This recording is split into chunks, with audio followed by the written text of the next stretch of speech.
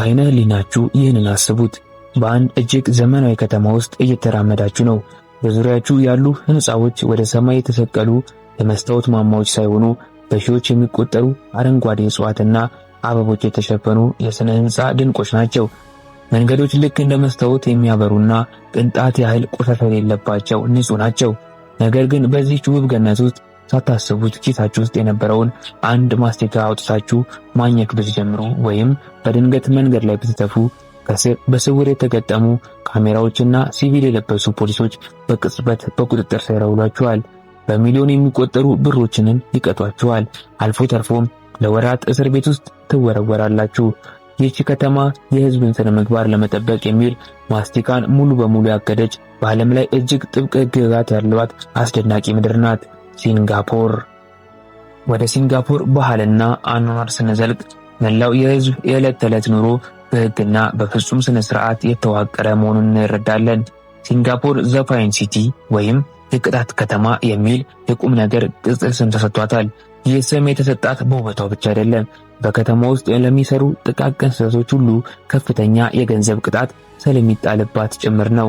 ለምሳሌ መንገድ ላይ ቆሻሻ መጣል፣ በህዝብ በመጓጓዝ ላይ ምግብ መመገብ፣ አልፎ ተርፎም የህዝብ ሽንት ቤትን ተጠቅሞ ውሃ ለመልቀቅ ከፍተኛ የገንዘብ ቅጣትና የወንጀል ሪከርድን ያስከትላል። ከነዚህ ህጎች ሁሉ ዓለምን ይበልጥ ያስገረመው በ1992 እንደ አውሮፓውያን አቆጣጠር የተጣለው የማስቲካ እገዳ ነው።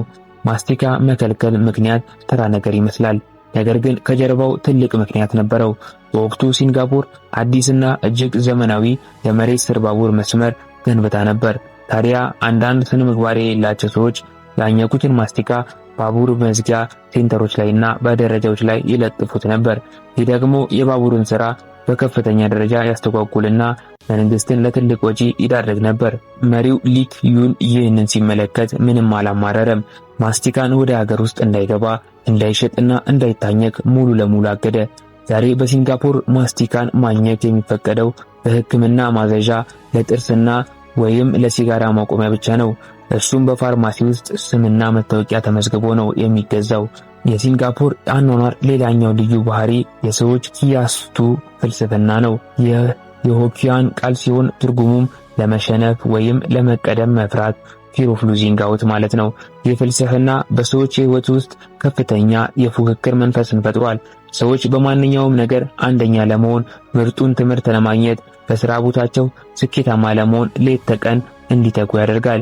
ይህ የኪያሱት ባህል ሀገሪቱን በፈጠራና በስራ ወዳድነት ከፍተኛ ደረጃ ላይ ያደረሳት ቢሆንም በሌላ በኩል ግን በሰዎች ላይ ከፍተኛ የአእምሮ ውጥረትና የኑሮ ጫና ፈጥሯል።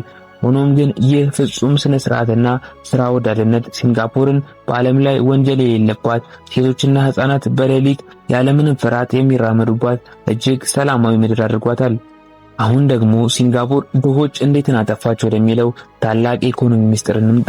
ሲንጋፖር ድህነትን ያጠፋችው ድሆችን በማግለል ሳይሆን እጅግ በተቀናጀ የካፒታሊዝምና የማህበራዊ ዋስትና ፖሊሲ ነው። ሊክ ዋን ዩ ያመነው አንድ ዜጋ ለሀገር ፍቅር ታማኝነት እንዲኖረው ከተፈለገ በሀገሩ ላይ የራሱ የሆነ የግል ንብረትና ቤት ሊኖረው ይገባል በሚለው መርህ ላይ ነበር። በመሆኑም ሃውሲንግ ኤንድ ዴቨሎፕመንት ኦፍ ብሮድ የተባለ የመንግስት ተቋም በማቋቋም መላውን መሬት መንግስት ተቆጣጥሮ እጅግ ውብና ዘመናዊ የጋራ መኖሪያ ህንፃዎችን መገንባት ጀመረ። ዛሬ ከ90% በላይ የሚሆነው የሲንጋፖር ህዝብ የራሱ የግል ቤት ባለቤት ነው። ይህ በዓለም ላይ ታይቶ የማይታወቅ ታላቅ ኢኮኖሚ ተአምር ነው። መንግስት እያንዳንዱ ዜጋ ከደሞዙ ላይ የተወሰነ መቶኛ ሴንትራል ፕሮቫይደንት ፈንድ በተባለ የቁጠባ አካውንት ውስጥ እንዲያስቀምጥ ያስገድዳል። ይህ ቁጠባ ለቤት መግዣ፣ ለሕክምና፣ ለጡረታ ዋስትና ብቻ የሚውል ነው። በዚህ ምክንያት በሲንጋፖር መንገድ ላይ የሚለምን ድሃ ጎዳና ተዳዳሪ በፍጹም አታዩም። ድህነት በስራ ፈጠራ፣ በትምህርትና በቤት ባለቤትነት ፖሊሲ ሙሉ በሙሉ እንዲጠፋ ተደርጓል። በአገሪቱ ዛሬ በ100 ሰው አማካይ ገቢ ጂዲፒ ፐር ካፒታል ከምዕራባውያኑ ሀያላን አሜሪካና እንግሊዝ እጅግ በላቀ ደረጃ ላይ ትገኛለች። በቴክኖሎጂ ረገድ ሲንጋፖር ስማርት ኔሽን ትባላለች። መላው ከተማ በተሳሰሩ ዲጂታል ሴንተሮች የተሞላ ነው።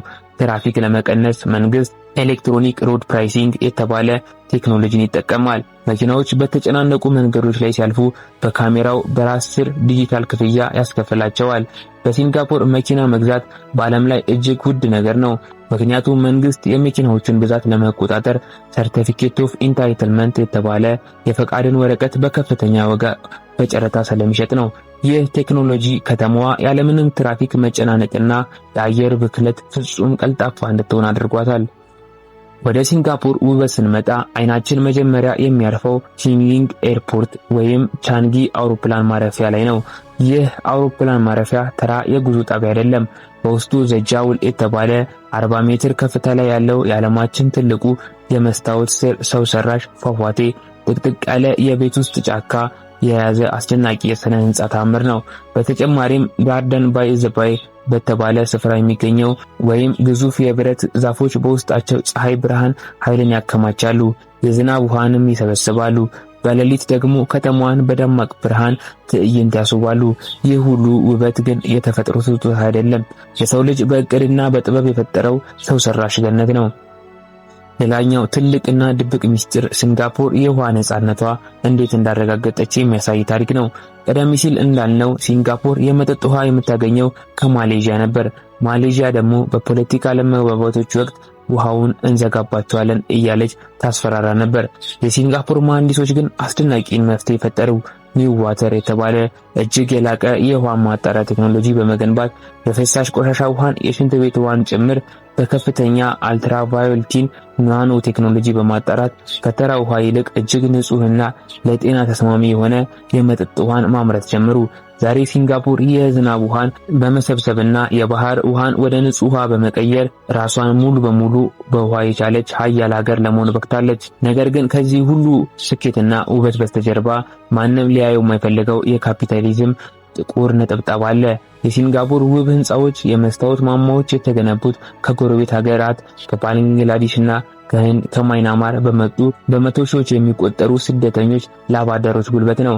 እነዚህ ሰራተኞች አነስተኛ ደሞዝ እየተከፈላቸው ከተማዋ ካላት የቅንጦት ህይወት ርቀው በከተማዋ ዳርቻ በሚገኙ የሰራተኞች ካምፕ ውስጥ ጥቅጥቅ ብለው ይኖራሉ።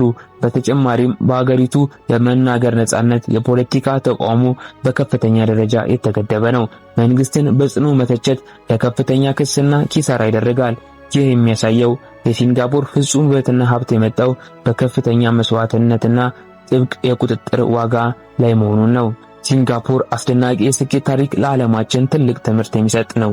አንድ ሀገር ለማደግ የተፈጥሮ ሀብት ወይንም ሰፊ መሬት ባይኖራትም ንጹህና ከሙስና የጸዳ አመራር፣ ቆራጥ መሪና ጥብቅ የሆነ ህግ በላይነት ካላት ከማንም በላይ የመበልጸግ እንደምትችል ሲንጋፖር ትልቅ ህያው ማረጋገጫ ናት። ይህች ማስቲካን ያገዳቸውና ድህነትን ያጠፋችው ከተማ የሰው ልጅ አእምሮና እቅድ በመጠቀም በምድር ላይ ፍጹም ስልጣኔን የገነባች የዘመናዊ አስደናቂ ታምር ነው።